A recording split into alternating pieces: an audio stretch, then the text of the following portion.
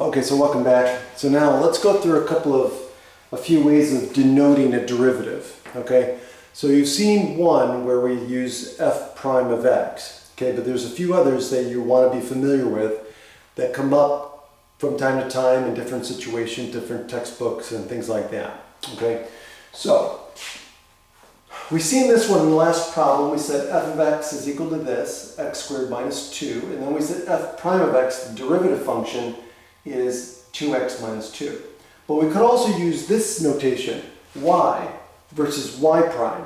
Okay, so y represents this function, the y value versus the independent value x, independent variable x, and so y prime is another way of denoting the derivative function.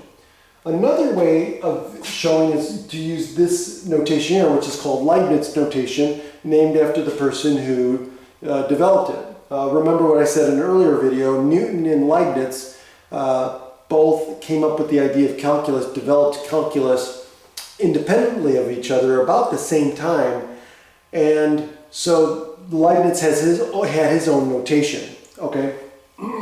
And so the way we read this is we say the derivative of y with respect to x. So the derivative of y with respect to x, which is the derivative function, would be 2x minus 2. Okay, now, the other way of writing it is, instead of dy dx, is to say the derivative with respect to x of the function.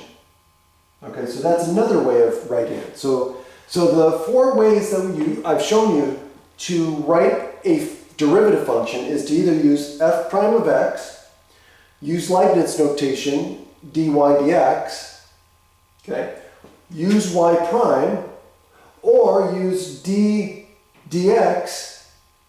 of the function. So the derivative of f of x with respect to x.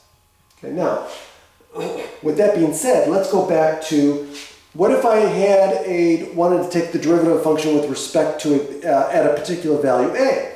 Well, there is a Leibniz notation for that too.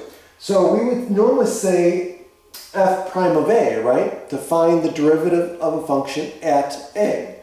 But in Leibniz notation, you would denote it this way. You would say dy dx with this vertical bar, and at the bottom here, you would say x equals a. So you're saying the derivative of y with respect to x at x equals a. That's what you're saying with this notation. So again, something to be familiar with. Now, where did this Leibniz notation come from? Okay, so to give you a better understanding of the Leibniz notation, realize that it came from the idea of a secant line. Remember, we started with the secant line, taking the slope of a secant line. How do you take the slope of a secant line? It's the change in y divided by the change in x, right? So that's the slope. So we take the slope of the secant line, right? So we take the change in y over the change in x, which is given by this picture here. So we have a, here's our point, here's a, so here's a and f of a.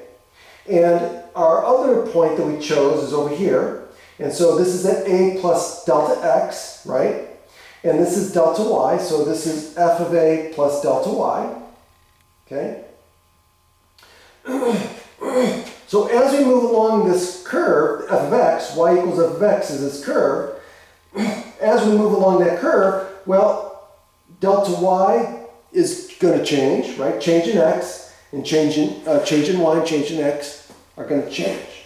So what we can do is we can take this expression and we take the limit of this expression, the slope of the secant line, delta y over delta x, rise over run, as delta x approaches 0. And this limit gives us dy dx.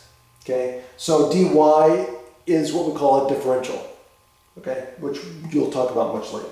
Okay, but that's it. So these are the different notations that you should be familiar with going forward. Okay, have a great day.